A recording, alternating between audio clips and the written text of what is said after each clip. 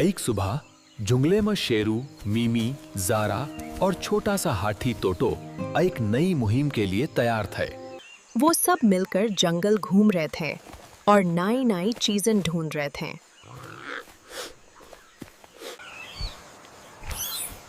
मिमी रस्सी की तरह लातकों पर झूल रही थी और हंसा रही थी। जरा उन सबको ऊपर से रास्ता दिखा रही थी। टोटो पानी में खेल रहा था, बुलबुली बना रहा था। अचानक उन्हें किसी की हल्की सी रोने की आवाज आई।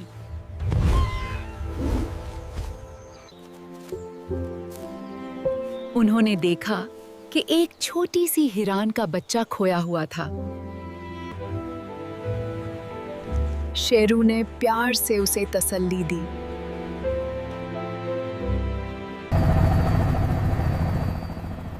जारा ने आसमान से उसकी फैमिली को ढूंढ लिया।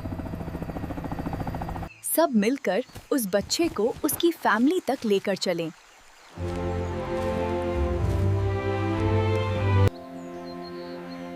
हिरन का बच्चा अपनी माँ से मिलकर बहुत खुश हुआ। और यूं सब दोस्तों ने एक छोटा सा नेक काम करके जंगल में खुशियां